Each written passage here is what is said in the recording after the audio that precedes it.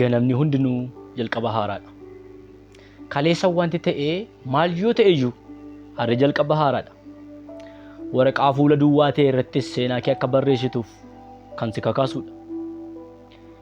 Mee waa'ee ba'uu aduu yaadi.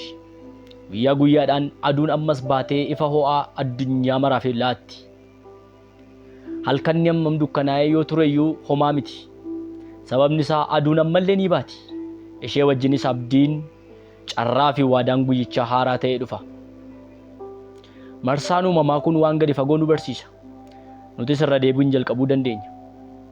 Guyyoonni tokko tokko kaleessa duubatti deebi'iinsa yookaan ritaardidii kan ta'an yoo ta'an, dogoggoraan kan guutaman yookaan immoo miira aariitiin kan nu guutan yoo ta'an illee har'a carraa kee deebistee dhaabuuf har'umaa kaastee bu'uura kaa'uu si barbaachisan. Guyyaan kun adda akka ta'u murteessuuf ka'uu ibsuu fi gara fuulduraatti harkaanfachuuf filachuu si barbaachisa. Akka fakkeenyaatti waa'ee namoota sadiin sitti himuu barbaada. Inni tokkoffaan nama rakkinni deddeebi'ee mudatu garuu immoo ganamarra deddeebi'ee jalqabuu filatu. Akka ati irra deddeebitee waa'ee nama kanaatti yaadduun barbaada. Inni lammaffaan tarii immoo waa'ee atileetii erga injifatamee booda deddeebi'ee utuun bari'iin halkan keessaa hirribaan ka'ee shaakala isaa adeemu ammas akkatti yaadduun barbaada. Inni sadaffaan tarii nama qabsoo dhuunfaa irra aanuudhaaf murtoo dammaqiinsa qabuun qabsaa'uuf itti fufuuf murteessee tokkos itti dabalii yaadi. Seenaawwan kun hundi wanta wal fakkaataa yoo ta'an iyyuu hubachuun kee baay'ee murteessaadha. Humni guddaan murtoo haaraadhaan jalqabuu keessa jira. Yeroo kaatee ifuuf murteessitutti guyyaa kee guutuuf sagalee kaa'atta.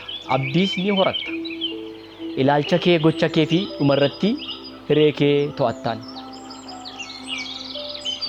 Carraan kee kaleessaa caalaa gaarii akkasiif ta'uuf jedhamee ganama kennaa dinqisiisaan tokko siif hin kennamaan. Ammoo waa'ee mudaa qabaachuu fi dhabuu keetiin yaadin.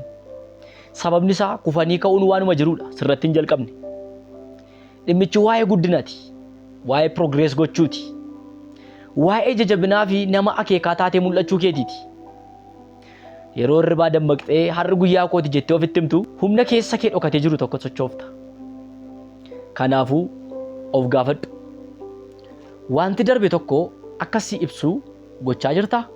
Moo tarii guyyaa haaraa kana abdii fi kutannoo guddaadhaan simattee hammachuuf adeemaa jirta laata?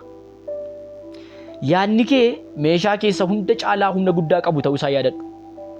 Ganama akka carraatti ilaaluu yoo filatte kolfuu guddachuu fi milkaa'uuf sababoota dhuma hin qabne ni argattaan. Har'a murtoo akka gootuuf sin kakaasa. Yeroo taanutti yeroo dammaqxuttis of yaadachiisi. Kun jalqaba haaraadha. Ka'uuf, ifuu fi waan dandeessu hunda kennuudhaaf murteessi. Gochi kee har'aa bor ifa akkasiif ta'uuf galaa siif haa kaa'u. Sababni isaas guyyaa hunda yaada sanaan yeroo jalqabdu lubbuun jiraachuu qofaa miti guddachaa jirta. Jireenya kaayyoo dandamachuu fi abdiin guutames uumaa jirta jechuudha. Ganama hunda jalqaba haaraa akka ta'e yaadadhu. Yeroo kaatee ifuuf murteessitutti guyyaa kee guutuuf hidhata mudhii keetii akkasiif ta'uuf akeeka kaayyoo fi hiree keef jechoota jajjabeessoo ta'aniin kuulladhu. Kanaafuu amma achi iddoo itti kuftee turte keessaa ariifadhu ka'i. Guyyaa kanas garaa kee guutuudhaan simadhuutii hammadhu. Akka kalaandarii kee keessatti lakkaa'amus godhi.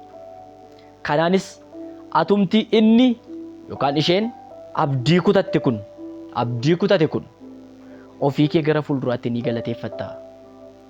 Guyyaa gaarii, guyyaa eebbifamaa qabaadhaa.